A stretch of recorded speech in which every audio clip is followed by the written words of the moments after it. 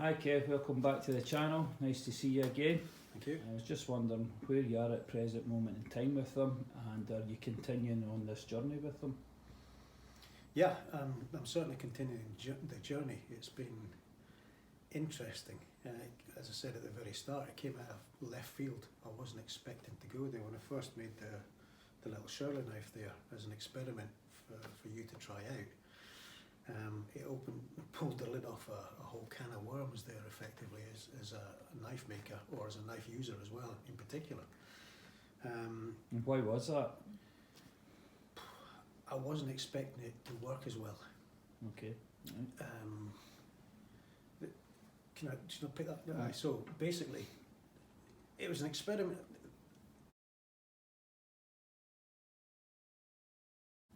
Trackers had been mentioned to me numerous times, and I'd heard they were like a Marmite knife, where some people liked them, some people thought they were horrendous, other people thought it was just a movie prop from The Hunted.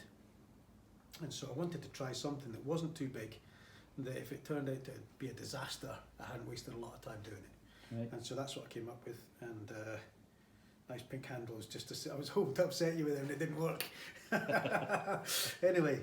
So yeah, I gave this to you, and a couple of days of using it, and you came back to me and said, "This is amazing." And I was like, "Really?" I kind of wasn't expecting that. And over a period of time, you said this came to be your favourite little knife. Yeah, definitely is. And so I was really bemused by that. I was kind of caught out, and I was like, "Well, maybe I need one of these now." And do you have one? No, I don't, because every time I make one, somebody else comes up and buys it. And we were just chatting before then, and you were saying, have I got one of these with a Parmali scale like the other knives here? And I don't, because I made one for myself, and Jim from Bushcraft, Costa Rica, I went, "Oh, that's really nice." And so he's got that one, and I still don't have a Shirley. Yeah. But yeah, that's where it started. So it was the curve part I was interested in, to see how this worked. And when I came up and got a shot of that with you, having, you telling me it was so good, it's so much easier to make curls. So like for Firecraft, it is just an absolute machine when it comes to that. And that's what caught me out, because traditional feather sticks with a knife, they can be hit or miss. Yep. And for a beginner, it can be quite a frustrating process trying to get these curls and control your knife. And now, I'm not saying that you shouldn't learn to control your knife properly. What I'm saying is, it gives you a different way of making curls, which is far simpler. Yeah, I'll definitely agree with that one there. And so that's what caught me out, because at that point there, going back to a straight bladed knife like my Bushcrafter, which had been my favourite knife, it did everything. It was designed for what I needed to do bushcraft in the UK. Yeah. And it worked a treat. But going back to that, from using a tracker style knife, felt like a total regression. And so my journey as a knife maker and a knife user took a radical turn, and started exploring trackers more fully. So yeah, I made loads of different models. You started off with the larger models to start with, because I requested I wanted something more survival based for wilderness kind of living. Yeah. And you started that. Were you happy with the end results with them after we'd done the prototyping? Yeah, I mean, that N690 one that I made, based around the Bark River, was basically a prototype to see what sort of size of blade I felt. The Bark River is recognised as one of the better tracker models, along with the WSK. If you couldn't get a WSK, they reckon the Bark River was the closest thing, and I managed to get my hands on one of them, which you've now got. Mm-hmm. And I wanted that to basically see what I liked and what I didn't like about it, to weigh it up as a knife maker, user, what I would do to possibly improve it for the way I wanted to use a knife. And what I felt was that the chopping capability wasn't there. and the Bark River doesn't have a saw. The tops had a saw, but a lot of people were saying it ineffective, so I wanted to explore those two areas and also how the hook worked. Right. Is that the quarter round you're talking about? The quarter round, yeah, I call it a quarter round. And so I made an N690 version and tried it, and yeah, as I say, the chop wasn't there, so I thought, well, when we were chatting, and it came up in conversation, what about a cookery version? I was just, couldn't alter my cookery, so I had to design a whole new knife. And so the Woodsman is what I came up with at that point, and that's this one. And so, I don't know which way around you want to see that, but there we go. Most nice and shiny. Yeah, polished edges, Ooh, cut better. Sharp. And so, that was it. So it's got an 8-inch blade, which is around about the same sort of size as the Bark River and the WSK, because I wanted to make something round about the size of the two most recognised models, if you like. Okay. But make a cookery version of it. So although it was kind of similar size, I was then testing the cutting capability and the chopping capability of a cookery versus a straight blade in a similar size knife. Can I ask you why you choose the cookery over kind of a more straight traditional blade? Well, the cookery's recognised as one of probably the most efficient choppers on the planet, really. And so it's been used for a long time. Stood the test of time. Exactly. It just works. And so I wanted to try this. And so I made this. And what surprised me about it was just how effective it was. Right. It works really, really well. And the saw, I felt, was... In what way did it become more effective for you? Just the chopping capability? General handling? I like the way this feels and handles. For the way I work, this is now my go-to knife. There's no two ways about it. This is now my go-to. For some people, this is too large, but I'll come back to that as we talk on. But for me, this is the way I work now. It's big enough that I can chop and split logs with this without the need of an axe. So it's coming to that sort of like elusive sort of one-tool option. Right. It chops and splits. You can build shelters with it. You've got the saw on the back, which I designed one tooth geometry for this. Years of working as a joiner and using saws gave me an insight into how saws are meant to work. I'm not saying I'm an expert, it just gave me more of an insight than maybe Joe Bloggs. Right, okay. And so I felt that the normal saws on knives, they were more of a gimmick, and I wanted something that was actually an effective saw. And so I designed my own, and from your use of it and from Jim and Bushcraft, if you want to see it working, you've got your channel and you've got Jim in Bushcraft Costa Rica. He's got numerous videos where he actually tests out saws on different knives to see which is most effective. Fantastic videos there. Yeah, so take a look at that anyway. So that was it.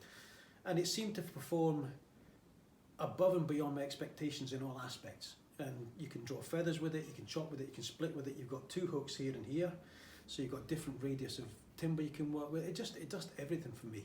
Right. And so that was that. So for me, that's my sort of ultimate bushcraft stroke into survival type knife. Where did you go next then? Well, I realised that a lot of people don't like cookeries, having talked to a few people. Right. And so, especially the Americans, Okay. they were absolutely adamant that did not qualify as a tracker because it was the wrong shape. And this started a whole big debate as to what actually makes a knife a tracker knife. Yeah. And they were given all sorts of answers, like it's got to have a hole for this, it's got to have this, different features on the knife. Mm-hmm. But my argument with that was that there's a whole range of straight bladed knives out there made by different manufacturers that have those features. Yeah, that's right. Yeah. And so the only thing that makes it a tracker, in my opinion, is the quarter round or hook, whichever you want to call it. That's what sets it apart from ordinary knives. Yeah. And that's what transforms it in usage for firecraft. It's just absolutely phenomenal. If you haven't tried a tracker, and you know somebody that's got one, try it out. You may be surprised at how well it works. Anyway, so from speaking to Americans, they were like, that's not a tracker, it's not the right shape. So I was like, oh, really? So again, that combined with the fact that some people don't like cookeries, I decided to do a straight bladed version, and that was this one now. So I did a video on this, again it's on my channel if you want to see it, but you've got loads of videos on this, Alec, and on your channel. So this is the STV.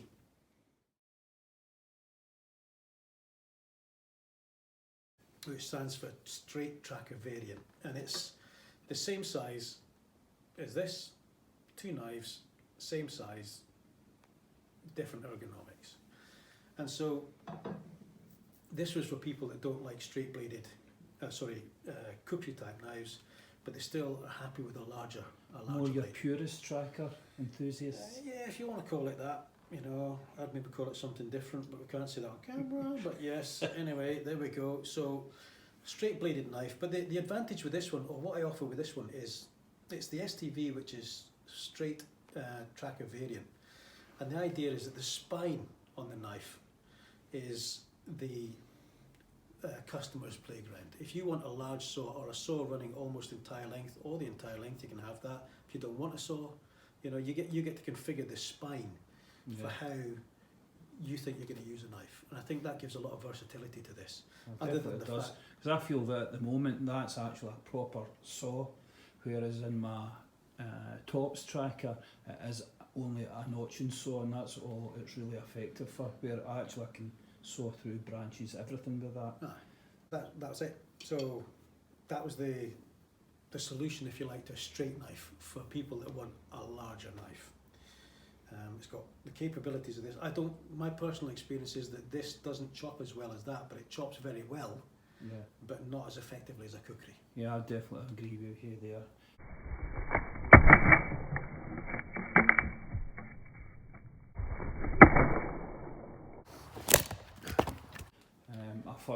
I've been using that knife for the last number of months now, and I've just done 50 videos. That's why I haven't been doing much on my channel, because I've been busy doing writing a book and doing videos to complement the book using that, and I cannot fault that knife. It's fantastic. But I definitely do agree with you there that your Woodsman's a far superior chopper, just down to the physics of the knife. So where do you think you're going to be moving next then with your trackers? For the American market and for people who are into survival type knives, they're ideal. But in the UK, there seems to be this mindset that you've got to have a small knife. You know, and in most cases, it's got to be Scandi ground. And I won't go into that. You know, I won't get in that soapbox. But you know, the bottom line is that they like a smaller knife, and many people feel that they're too big, they're intimidating, or you know, they just don't like them. So I decided that I needed to fill the gap between the little 4-inch Shirley and the 8-inch, you know, survival type knives. And so I started kind of looking at something round about the same sort of size as a Bushcraft knife, which is about a sort of 4 or 5 inch blade. Okay. And so what I came up with was this here. So this is a prototype of a model I was going to call the Scout. But in testing, there was a couple of things about this that just didn't fit for me. You know, they weren't really so much of an issue for you, or at least one of them wasn't, but the other one we felt just wasn't right. And that was basically these notches at the top here. Right. They were designed to be multifunction. So there were a lot of people like lifting pots off fires using the bail arm, using their knife. Personally, I use a stick, but some people like to use a knife. So I designed, put in the top different size notches for different size bail arms. The other alternative was potentially as a wire stripper. If you had wire and you want the plastic off it, you could use that. And then the swedge at the front for splitting. And the final purpose was, if you turned it over, although it's not a saw, the idea was that if you were to use the blade and cut each side of where you wanted, you could use that to kind of scrape out and tear out the grain of the wood. It didn't work. Like a gouging saw? Aye, like a gouge or you know, a notching saw, as the other one's calling it. But it just didn't work. It wasn't effective. It was right. So I decided that was coming off. And on this model, actually I've got that one. So I'll move. This was the prototype. The reason I'm showing you this is that I've now modified the other knife. So the handle on this was designed to fit in your hand and project out past. But when I fitted the scales to it, like this, so you had your bow drill hole. When you hold that, to me, it felt just a little bit short. This is in the hand, and I felt that that should be extended, maybe another 20 to 25 millimeters, probably 20, to give that full length handle feel. Now you didn't have a problem with this, No. but for me, as a maker, I felt that I had to extend that for the majority of people, whereas this is a comfort thing for you. And I've got an extra large hand, my size 10 in gloves, so, and it felt fine for me. It just, I just didn't feel overly comfortable with it, but anyway, there we go, so hence the reason this is yours. So, but what I did was I took the notches off. Your one, again, I've altered slightly because that was the way you wanted it. This is probably how it's going to be, so it'll have a straight spine. Sorry, there we go. Straight along the spine of the blade. Right. You will have your splitting swedge at the tip, but it's going to be straight spined. And that, I think, it's about the size of a bushcraft knife. It's got a 5-inch blade, 5-inch handle, so it's a more compact knife. And the reason this will work is I'm not going to do the bow drill hole, as I've got here. This will be a lanyard tube, and the scale will come all the way to the end. So for those that are used to using a Mura or something like that, they may choose to try this and like it. Having said that, I've only got 4 of these, so these ones are probably going to be limited, and just that'll be that. Once they're done, they're done. However, this one here, this is yours, got a slightly kinked back, got the splitting swedge, and that's it. But I feel that for the UK market is probably more appropriate. Yeah. So competing or bringing a robust tracker, because there are other makers who've got trackers. You've got the Boker, and you've got Brock, who makes smaller knives. Or this kind of size of knife, maybe a 5-inch blade thereabouts, 4-5 inch. The difference is that this is 5.5 millimeters, and it's also stainless. So very little maintenance, and it's quite a robust, compact little knife. And I see that one takes the friction-free socket as well. It does, because so I'll come back to that. So the idea originally was that this was going to take on the role of a bushcraft-sized tracker knife. But you see the cutout here, that was for taking a miniature bow drill adapter. So that's my standard one, put that down. That's the standard one in brass. And this is the new one. And the reason I get away with that is that that's made of titanium. All right, right. So it's tiny, but the strength is there. And so... I take it there's a difference in weight also there? Yeah, this was, I think that was 11 grams, and I think this was closer to 40, maybe 39. Yeah, so quite different. So yeah, and it actually is designed to fit within the tang of the knife. No, it's so good. It goes in there, and as you can see on this model here, obviously your scales are removable. So one of the things I found with this is, although this is sized to fit inside a tobacco tin or something, or a survival tin, it will fit inside there, so you're carrying it as part of that. I wanted it, that may not be convenient for some people, so I wanted it sort of in the knife, so you've always got one there. You may have one of those in a tin, but you've always got one in your knife. Okay. And with this being 11 grams, the piece of steel that's cut out of there weighs more than that going back in. Okay.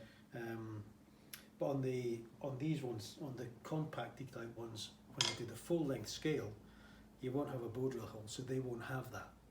Okay. Okay. That was when I thought this was going to work, but the 4 that I've got, they won't have the bow drill adapter in there. When I make the full size model with extended handle, they'll come in it. Right. Okay. Okay.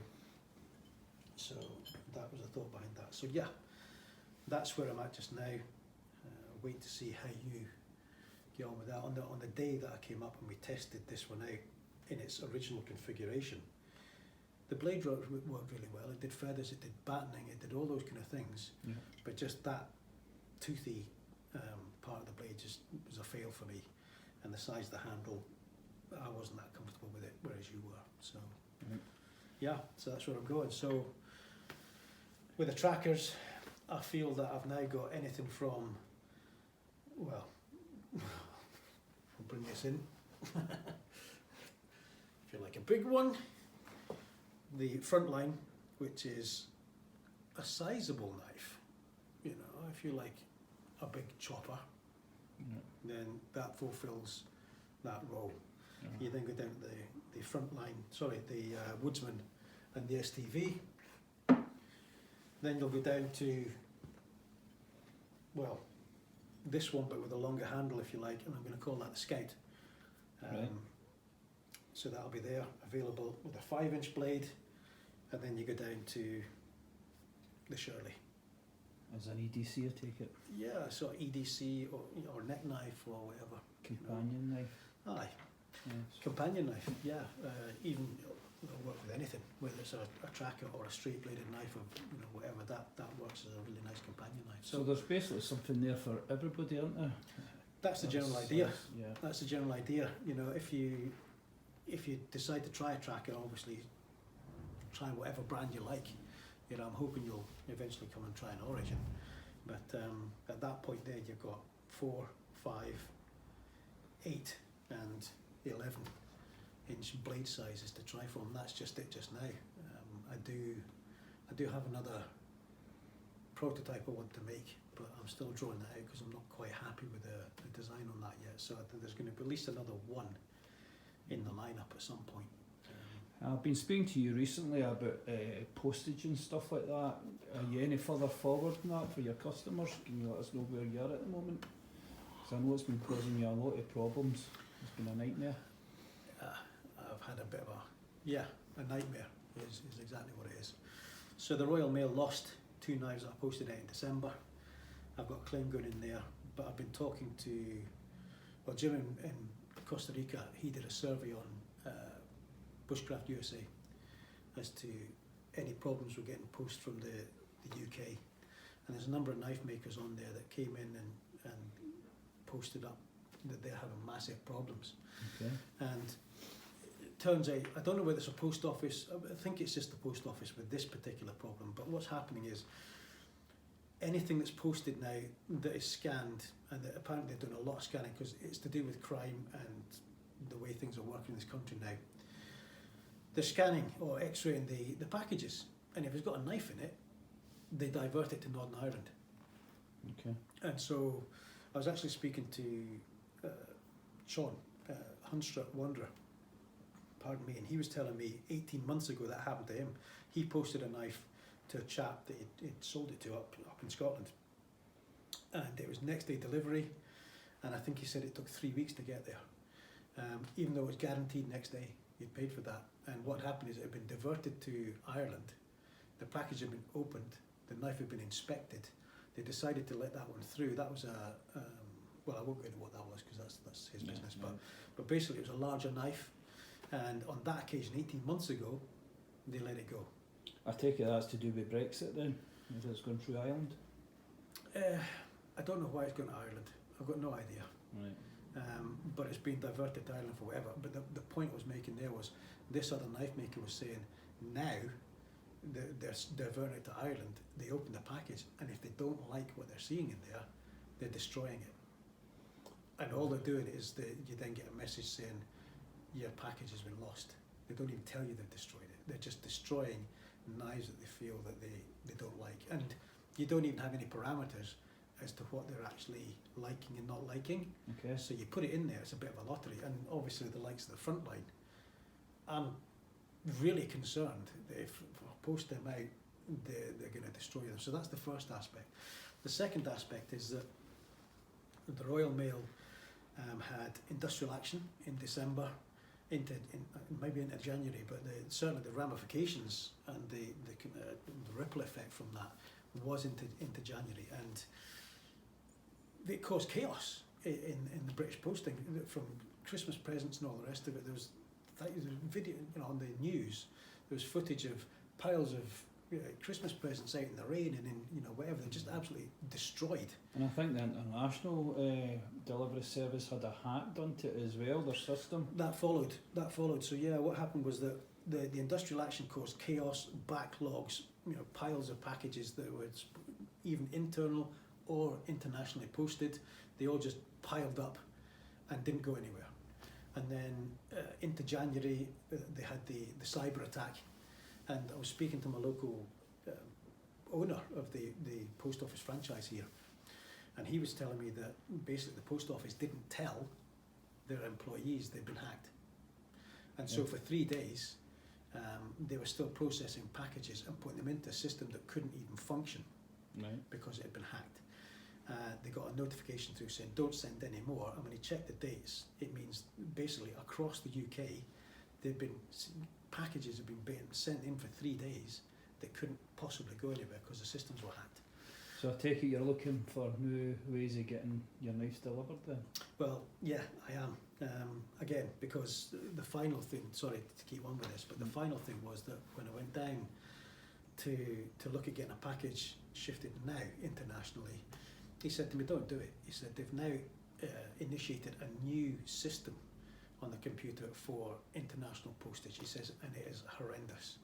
He said, so on top of all the problems that they're still trying to solve from December and the cyber attack, they've now got a new system that hadn't worked through that's causing all sorts of problems. And he advised me not to post anything internationally he said to me to come back in 2 weeks and to check and see what it was at. And he's now considering not even sending international packages because it's had so many problems. He's looking at just dropping that service from his little sub-post office. And that means that I've been looking at other ways of sending the knives internationally, and I'm coming up against brick walls. I've contacted, actually even just contacting people, nobody wants to talk to anyone on the phone these days. It's always live messaging or email, and then you don't get responses back. But I finally got a number and was able to speak to DHL Express, and they told me they didn't send knives at all. And I challenged them on that and said, well, I've seen websites with your details on it. And well, you need a verified account. So I said, well, how do I do that? I need all your details. So I gave them those. 2 days later, they came back and said, no, you can't have a verified account. And I thought, well, why not? And they said, security says no. I said, why? Is it me? Is it my business? And they went, no. They said, we're just not taking on any accounts that are looking to post bladed items because the hassle we have at customs and with other countries receiving them. So they're not even taking them on anymore. So that means I am struggling hugely to actually get anything posted out. In fact, I've got a knife going out to Italy that I've been speaking to the customer, and for the price that it was going to cost me to send it to Italy, I can now get a flight to Italy, and I'm going to hand deliver it to him in Italy. And I'm considering now to the States.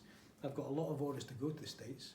I'm now looking to maybe consolidate all the postage from that and get a flight across and post them from there. And I don't know if I'm going to get in through customs, so I might have to book a table at a knife show and head through there and go to the knife show and post from there. I don't know what's going to happen. I need to see what my customers are going to do. But certainly, Blade, the last Blade show this year is in Ohio, but then in Ohio, they've got that train derailment and all the chemicals in the air and all that kind of stuff, and I certainly don't want to go into that, I'm sure we'll keep their customers up to date with what you're going to come up with eventually in time. Hopefully I'll get it sorted out soon. Well, thank you very much for taking time out today and doing this quick review for me. Well, it's supposed to be a quick review, but we're still here and we're about half an hour into it. Aye. But thanks again, I do appreciate you coming along and doing this for me, and we'll catch you in the future. Yeah, okay, thanks Kev. Cheers. Cheers. Bye-bye.